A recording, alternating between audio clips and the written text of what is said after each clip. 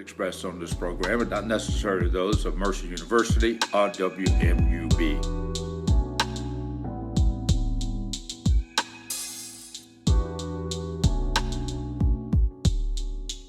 Hello, everybody, and welcome to yet another edition of the Middle Georgia Spotlight. I'm your host, Jack Ellis.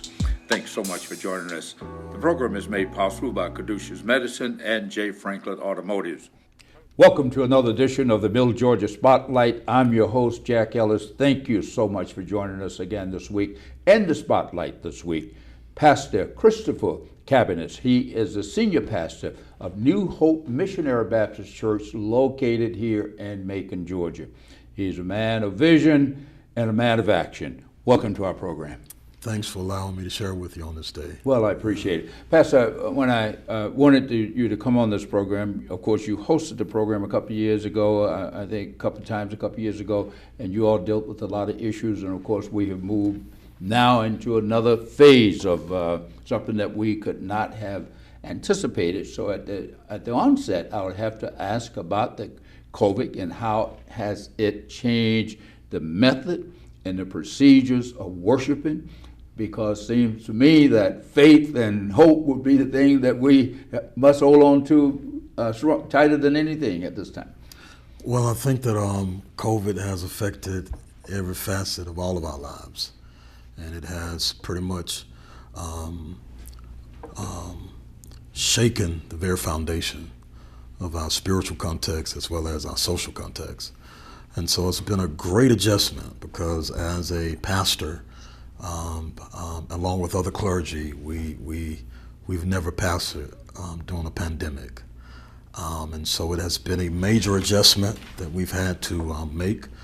But yet I still believe that this is an opportunity for us to begin to discover what it means to do effective ministry. And so COVID has somewhat, through God's providential will, through God's divine sovereignty, He has allowed this to take place. And yet I believe that this is more of a blessing for the church because it is forcing us to reach the world. So in other words, God's work still goes on, even though but you're still, so you're just having to minister differently than you have to in the past. Same message, yeah. Different method. Different. Okay, that's a good way to Yes. put it. Now, I've been to your church many times. You have a multi-generational church. Yes. You have some older people, you have Yes. younger people, and everything in between. Now, and of course, the technology, we know that a lot of older people my age, we're not as good on technology or something. How are you ministering to those saints, if you will? Well, that's the challenge, having to meet the builders, the baby boomers, and then the X generation, which is my generation, and then you have the YZ generation. And so it's one of those things that we understand that we have to move with the times, but at the same time understand that it is more of a challenge for the baby boomers and the builders to make that change. And so one of the things that we have done is we do a lot of phone calling, individual phone calling. We have gotten them a part of like the conference call, doing those type calls where they can manually manage that portion, as well as we have some ministries that are engaging them as well, like making sure that they have necessities and doing welfare checks and things of that nature. So that's how we're able to kind of keep that connection with them. But some of them are on social media. Yes, so some of us learn that later on. We got our kids to show. But now, of course, you are a man that believes in hope. Every time I've heard you preach, your word hope is always there. How has this shaken you said shaken the foundation of faith and hope? How has that shaken your faith, if you will, and your message of hope that you're still pushing out there? Well, personally, one of the things that is one of my, and I'm being transparent, after going through a series of, over the years, of a number of grief, loss, tragedies, and traumatic experiences, just personally in my life, along with pastoring people who have experienced that, I kind of struggle with this thing called anticipation, where you try to have this positive mindset, but there's always this, what we would consider to be anticipatory trauma. And so oftentimes that can cause one to begin to really disconnect from God, because you are afraid or you're fearful of what the Lord may allow to happen again. And so that's always in the back of my mind. And so for me, to have gone through this whole thing with COVID-19, I have learned more so to really embrace God and His sovereignty, because He is sovereign. He is the one who is able to make and allow certain things to happen. But in that, I understand that when we embrace God and His sovereignty, we must understand that His sovereignty has more to do with His position and not His power. And so for years, we have just been hungry for the power. We're hungry for the miracles, the blessings. We want to just see the power. We just want to see what God can do through His hand, and we've kind of missed who God is and His position. And so with COVID-19 has brought me to a place where I'm questioning God, like, you're allowing this to happen. You're allowing these people to get sick, people to die, and people going through sickness and suffering, and just not only people being affected by COVID, but still cancer. People are still being murdered, all types of Loss of jobs. Loss of jobs, economic stability, just all the systemic racism, all of this stuff is going on. And Jesus even asked the question, will there even be faith in the earth when I return? And so I understand that we're in an hour where we need to look at the position of God, His position as God our Father, as Lord, as Master. He is the ruler. He is King of Kings, Lord of Lords. And if we can begin to understand His position, then we can better understand our position and where we need to be as it relates to the church. And so that's where we are now. We're being repositioned. You read the Bible, as I do quite often, and the word fear is there a lot. Yes. But at the end of the day, God said, fear not. But we can be fearful, but we just have to turn to Him, Right. that He's there as the old folks say, our leaning post, Right. when we have fear. Okay, I don't make you. So it's okay to fear. It's okay to be fearful of this. Well, not to worry, because even Jesus says for us to not worry about tomorrow, because tomorrow has enough trouble of its own.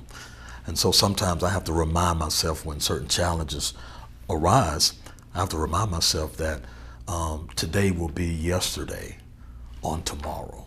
And so oftentimes we become so consumed with this thing called fear and this worry, where it sometimes will ultimately lead us to unbelief, which is a sin, which is something that God detests. But yet we must understand that it's okay to be concerned, but we cannot consume ourselves and be distracted and not move in faith, because it is faith that pleases God. And so I realize that more and more that our world is turning. Even 2020, it was already predicted that 2020, that one of the second leading burdens of healthcare will be mental health, would be the second leading burden. This was before COVID showed up. But even in that, oftentimes we are in this present moment, but what magnifies the fear and the depression and this anxiety is because we're in our present, but yet we have our past and we have our future. But the past speaks to depression, and the future speaks to anxiety. And so you have those two walls that are closing in on us, where we feel like, oh my God, what are we gonna do? How can we get out of this? But yet we understand that faith without works is dead.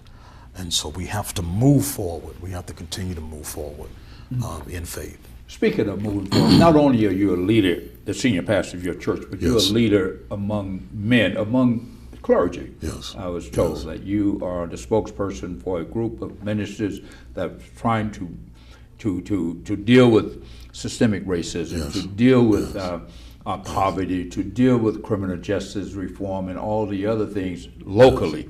And you have a program called Heal the Hood. Yes. Tell us a little bit about that. This was before COVID, but Yes, it hasn't before subsided. COVID. You're still moving forward with that project. We're still moving forward with the Heal the Hood initiative, although we've had to postpone a number of activities, events, and things of that nature where we were looking to service the community. But Heal the Hood is just simply that. We oftentimes may sense that Heal the Hood sounds urban. It's too urban. But yet the Heal the Hood speaks not only to our urban community, but it speaks to every neighborhood in Macon, Middle Georgia. Heal the Hood has a desire to basically bring hope, empowerment.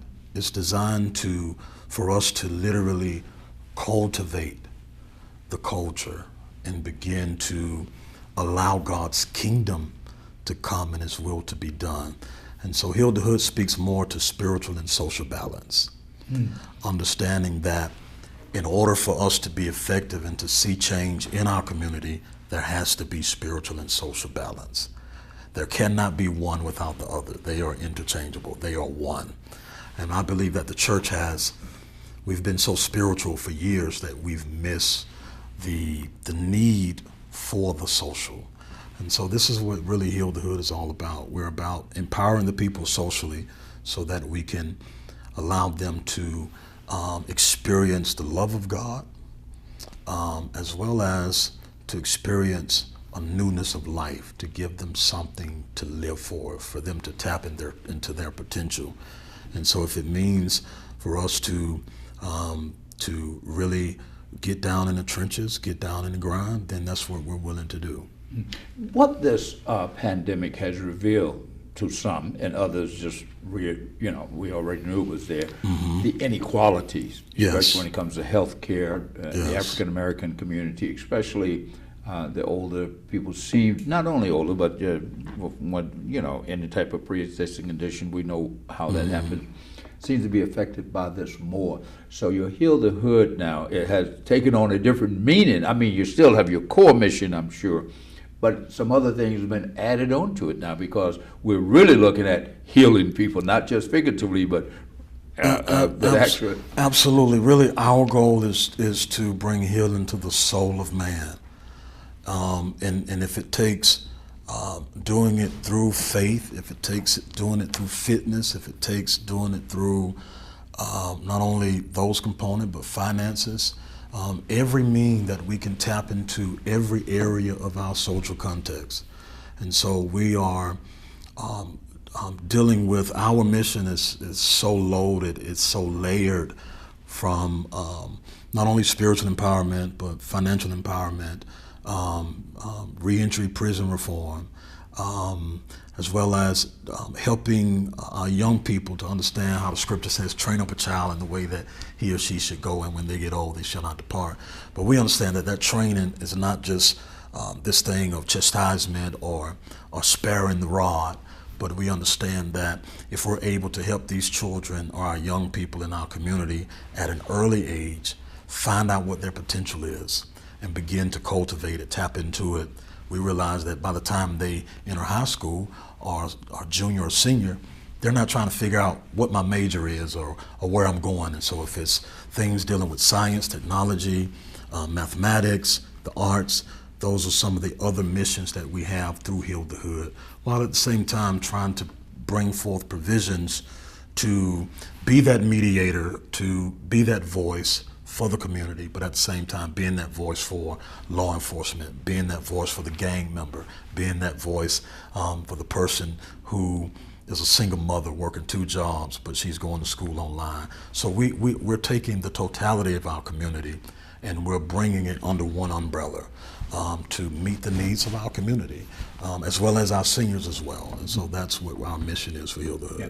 Well, I know the impetus, maybe not the impetus, but I've been to a couple of rallies and sessions that you've had in the community prior to this, right, where you were trying to rally the community to just stop the killing, if you will. Yes. Because even though the pandemic, I think, has killed 39 people in Macon, but I understand another 35 or 37 has died as a result of gun violence. Right. At the same time. So we got a double whammy going on in our community. Yeah, we're at the high 20s, I believe. I don't know if we're at 30, but. What now? I said we're in the high 20s, 20s, I believe. okay. Well, but too not many. quite 30. Still, one is too many. Exactly. Right. So this piled on top of what you're doing, piled on top of trying to minister to people who can't, I'm sure you have saints in the hospital and you can't go see them because you're afraid. So on top of all of that, I understand that this has had an impact, and maybe you know better than I. You mentioned mental health early. Yes. That because of this, because of economic conditions, because people being confined, that a lot of family violence, if you will, domestic violence, I guess, has reared its ugly head above and beyond what it. Are you seeing any of that in your congregation or the community at large? Oh, absolutely. Definitely in the community. Thank God, not within the confines of New Hope. But what's interesting is that with our membership, someone is connected, whether by relative or by friend or family friend, someone is connected to those individuals who have been directly impacted by gun violence here in Macon, Middle Georgia. And just over the years, I've been blessed to funeralize several individuals who were victims of some form of gun violence. And it's a weight, it's a burden that I know that myself, along with Minister Belvin Ware from Macedonia and Pastor Bryant Rains from New Pilgrim, who are part of the Hilderhood, and I commend those guys for being willing to collaborate and to partner and for us to work together with this particular Heal the Hood empowering movement. But yet, it is a burden. It's a burden, and it's a challenge. You, as I said, you speak. And there's no answers. Yeah. You know? Well, is God the answer? Is that he says no answer from man, or is there no answer? Well, God, yes. I mean, okay. Well, let's put it this way: if we just be honest and we be transparent, the political statement is yes, God is able, but oftentimes we think faith is based on what we want, but faith is really based on what God wants. And we have to be willing to stretch in that direction of pleasing God in faith. But at the same time, when I ask this question, there are so many other organizations and other concerned citizens within our community who with this violence and the homicides are making, it's weighing. It's really weighing on our community. But I ask the question, and I'm playing the devil's advocate, what more can we do that has not already been done? Well, I'd ask you that because not only you preach on hope, but you talk about vision a lot. Yes. So what do you see as they say about men of God, you're standing high so you can see further than most of us. So what do you see on the other side of this in terms of our city, on the other side? Because like you said, are we to accept the fact, we're not accepting the fact that we're going to always have 39 deaths from COVID. We know that it will we'll find a vaccine and it will end at some point. What about the violence? What about the murders? How does that end, or does it end? And that's an interesting question because does it end? But what do you see on the other side of the medicine? Because healing means that you're prescribing certain things to this thing and hopefully get some better results. Well, I think if we can reach one and continue to capitalize on that one, I think that, to impact one person is a great milestone, but there's so many more persons that we are trying to save. And we realize, hey, we can't save everybody, but I believe what I would like to see on the other side of this is a community that knows its worth, that knows its true potential. I love the way Dr. Miles Monroe put it. When you look at that word potential, you get the word potent. And that is that points to power. It's untapped powers. It's untapped. And so that socket on the wall, it's confined power. But if you stick something in it, you'll be able to activate that power that's in that surge there. But But I think that one of the things that we really need is we need to have a generational connection. That's one of the answers for the gun violence. And that really starts at home. It starts with the parents. And if we can somewhat find our way back to finding some form of parental structure, then the educators will not work in vain. The law enforcement will not work in vain. Pastors and clergy will not work in vain. Those who are part of the political context of our society will not work in vain.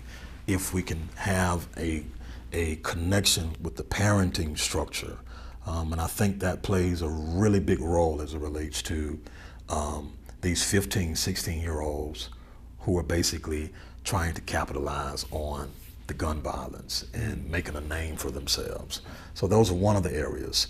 But also from a visionary standpoint, we understand, like the scripture says, where there's no vision, the people run wild. And that simply means in its origin of Hebrew that that the people, where there's no vision, the people perish. And that perish simply means the people run wild because there is no vision.